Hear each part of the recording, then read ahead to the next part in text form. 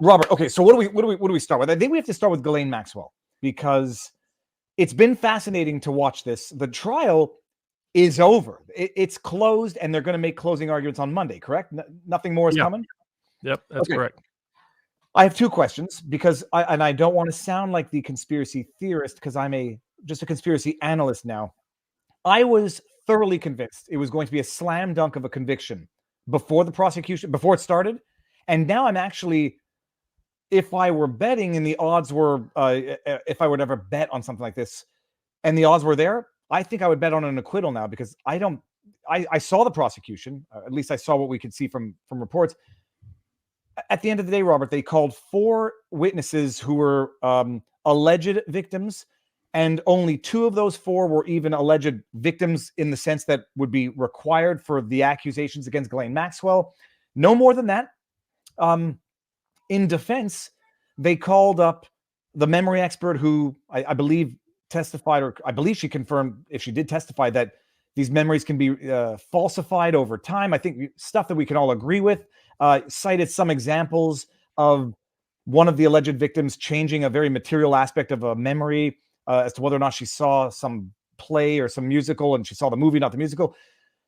And basically fudging the line as to whether or not Ghislaine Maxwell was the mastermind, perpetrator, or just infused by false memory from the only 2 witnesses that they had into the Epstein scheme. So you've seen it now. We'll get into some objections that were maintained in terms of inadmissibility of evidence, which I think is a big problem. We'll get there in a sec. But what's your feeling now? Evidence is in and closed. What do you have to say about it? I'd say 85. If I was setting odds, 85% chance she's convicted. I mean, I just think that the emotional narrative, the moral narrative, they didn't do enough to give an alternative storyline about this. I mean, the effect of the defense talked about calling 35 witnesses. They ultimately only called a few. Ghislaine Maxwell herself did not take the stand. Their experts were okay, but not spectacular. It probably didn't help that her lead expert was also a lead expert for Harvey Weinstein. I would not have used a Harvey Weinstein expert, but, just saying.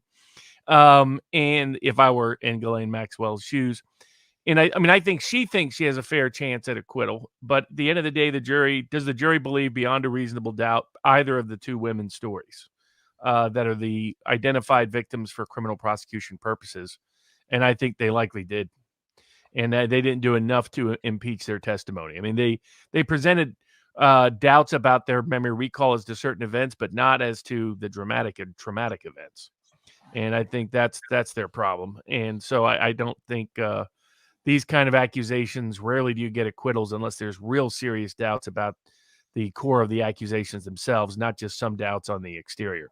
But the prosecution created undue risk of an acquittal because of their choice to focus on covering up other people's criminal activities and creating a fake narrative about what happened. And I don't believe that Ghislaine Maxwell, I don't believe the prosecution story, which is that Ghislaine Maxwell was down on her luck and was desperate for money, and so she befriended Jeffrey Epstein as a means to get some money and became his madam for those purposes. I don't think that's what happened at all. But they had to, because that was their script and they had to stick to it, they left 100+ victims' testimony out of the trial and left the bigger, broader story out of the trial, which was that this was something that was more coordinated for the benefit of more people than Jeffrey Epstein, that you wouldn't even have to go the intel route. You could just say that this was a blackmail extortion ring, which included Epstein as a beneficiary, but that they were doing this and their real source of the money was to be able to blackmail and extort prominent and powerful people by setting them up with underage girls. And the only way that it works for blackmail or extortion purposes is if they are and look like underage girls, and that's what she was skilled at doing. Now you get into the history of her father and other things that would have reinforced that narrative. They chose to hide all of that, chose to run away from all of that, as came out again at trial. Apparently, the people were wondering, what about the stuff they got from Epstein's safe in New York? I mean, the computer towers in Florida never showed up, and then the records from the Virgin Islands never showed up. And apparently the various DVDs, whatever was on those DVDs and other images from Epstein's safe also never showed up. The FBI said they lost it. So, I mean, this case was a crock and a cover-up case at its core. They've created risk of acquittal because of it, but I would still be shocked at any acquittal because of the nature of the allegations, the compelling emotional testimony of those who did testify, and Ghislaine Maxwell not offering a compelling alternative narrative. There were two things there. What the FBI said they lost, they said they found again afterwards, correct? My understanding is they didn't find it. My understanding is what came out at trial is certain things were lost and never recovered. They're not just corrupt; they're the most incompetent bureau out there. I mean, they systematically fail to stop people who are on their watch list. They systematically seem to partake more majoritarily in the plots that they do foil, and they lose evidence coming from the most prolific trafficker out there. And I don't mean in the driving of a car sense. I mean, it's not even laughable anymore. It's in your face. We're going to lie to you, and you know that we're lying to you. We know that you know that we're lying to you. We're going to do it, and there's nothing you can do about it. But Robert, I did not want to believe it was a sham prosecution. I was wet behind the ears. I'm not changing my mind because I'm being warped. I'm changing my mind because I'm acquiring more information. The prosecution seems like a deliberately targeted prosecution, and I appreciate they're only going after Ghislaine now. But there were people, if Ghislaine is guilty of doing what she's doing, there were people guilty of accepting the services, thus committing crimes, and it's inconceivable that none of them have ever been charged. Is there any logical, rational way to explain away that thought that if Ghislaine and Epstein are guilty of what they are accused by the prosecution of having done, that no one else should have been charged for partaking in those services? You know, it was what we predicted it would be, that it would be a cover-up trial, not a true trial. And their goal is to just make this, re-narrate the story. This was just the story of down on her luck, once heiress of a fortune and a billionaire, and feeding his perversions. And that's it. That's all there was to the story. There were only a few victims, really, according to this story. A few victims. I mean, it's a ludicrous story, but it's the one they stuck to and went to great lengths to stick to at trial. I mean, it was extraordinary that this was more of a show trial than it was a real trial. Doesn't make Maxwell any less guilty, but it creates a risk of acquittal that wouldn't have existed otherwise. Well, actually, and getting to the risk of acquittal. Well, first of all, the show trial, in as much as we got to see that was not heavily redacted of the trial that was not broadcast, despite having the capabilities of doing so, it's a federal case, whatever. Creating the risk of acquittal, or in my mind, a successful appeal. Can you explain, or are you able to explain the judge ruled on not admitting certain evidence or certain testimony on the last day, which basically forced the defense to say, well, we're closed because we can't call these witnesses. What was the nature of what the judge effectively refused to allow as evidence? And I know in Canada, when you refuse evidence, it creates a much stronger or more compelling argument for an appeal than when you allow the evidence.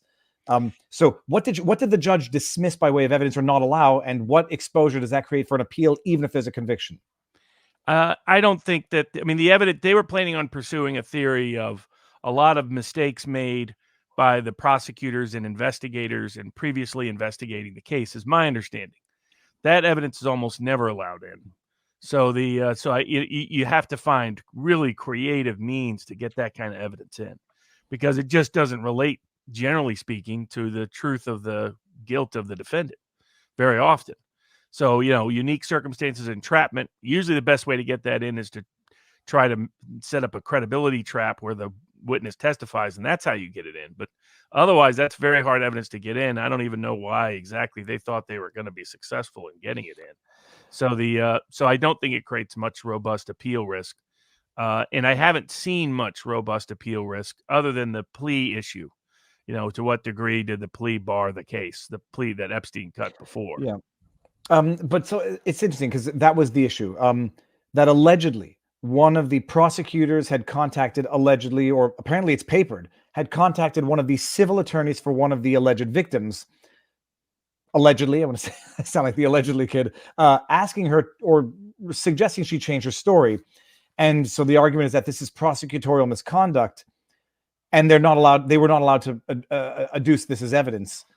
And that's not usually allowed in for the jury trial. I mean, you can make a pre-trial motion to dismiss on those grounds, things like that, but that's not normally a trial issue. Okay. So interesting. And then they basically said, well, if we can't do that, we don't need a lot more witnesses, and we've got nothing further to add. Case closed or case rested, and they're going to have closing arguments. I mean, yeah, it's just like you see this now. You see James, you knowing some of the names on that book, on that list, knowing who's there, knowing who's prosecuting, seeing it is a pinprick precise prosecution, no broader, and everything was done to keep it less broad. Yeah. I don't know how anybody can feel any different after having seen it and knowing the details now. But I mean, what's next? So we'll have closing arguments, presumably a conviction or a verdict within the week. I mean, we're going to have 3 massive cases go to the jury right before Christmas. And in my experience, those juries don't want to come back after Christmas, so that that they will convict or quit, whichever way they go, but that they'll make their decision before Christmas Eve or by Christmas Eve. I just don't see it. So because the Potter trial, it goes to the jury this week, closing arguments as well. The Elizabeth Holmes Theranos trial, closing arguments wrapped this week, goes to the as I guess already gone to the jury effectively, but the jury will really start fully deliberating on Monday, is my understanding. So I think, if I was a defense, I wouldn't necessarily want that timing, but is what it is. So I think that I'm not Elizabeth Holmes. Ghislaine Maxwell probably really needed to testify to have any shot, and the problem was she would not hold up well on cross. Yeah, that would be one of the prime examples where the defendant testifying would probably be the worst thing ever. In Rittenhouse, we feared it would be the worst thing ever. He did well. This would not have worked out. And then in the Kim Potter trial, I think her testifying was necessary and effective. Yeah. There are certain cases where that's the case. And it's, in Rittenhouse, he didn't need to testify because of all the video testimony. He did anyway. Didn't turn out to cause him much harm. But in Maxwell's case, like Potter's case, like probably Holmes' case, they had to testify in all likelihood. Because there was no other way to tell their story but through that testimony. There was no video evidence to a certain degree. There was in Potter's case, but not enough to really humanize the situation. And it was from different angles. And that's where and in fact, there were certain testimonial aspects really could only come in if she testified. And so I think that Maxwell probably had to testify to have any shot at all, however remote it was. While usually you don't want your defendant to testify, in some cases it's the only option. And I think the fact she didn't testify pretty much dooms her. Okay, interesting. And now I'm going to bring this one up here. These headphones have lost their the padding on the ear, so it's not all that comfortable, which is why I might just take them off. Viva, do you understand that the evidence against the various Johns has been privately leveraged against said Johns for their cooperation with future FBI CIA schemes? Robert, I don't venture out of my... Sorry, hold on. That's how that happened. The whole goal was to make sure that the case, it was not just that it was limited, but that it was a fake narrative. It would have been one point if they had limited to this, but still said that the reason was part of a blackmail extortion scheme. They stayed away from all of that. They wanted to say that this was just 2 perverted people, and one getting rich off of the other person's perversion.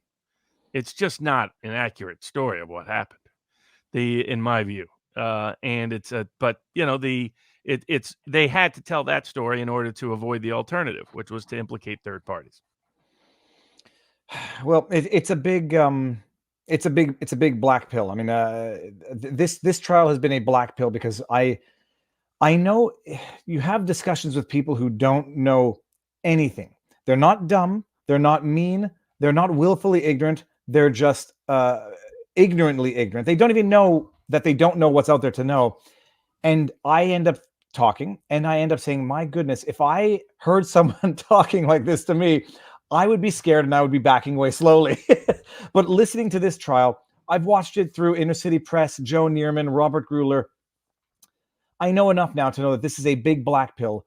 of a trial because she may or may not get convicted. I was thoroughly convinced she was going to get convicted with no questions asked, but having seen the choices made by the prosecution, I can now reasonably envision how I would understand an acquittal because they really didn't do very much in this trial, whereas they could have otherwise done exponentially more. And then to try to appreciate why they didn't do the exponentially more, that a vigorous prosecutor, Binger, had this been a Rittenhouse and had the prosecutor been a Binger, well, holy crab apples, he wouldn't have needed to lie and rely on evidence fairies because they would have had it all. It's a big black pill because I now see what's going on, and there's nothing, like the chat just said, nothing we can do about it. Except watch and hopefully raise awareness, and maybe over time things change, but maybe things have always been like this since the dawn of man.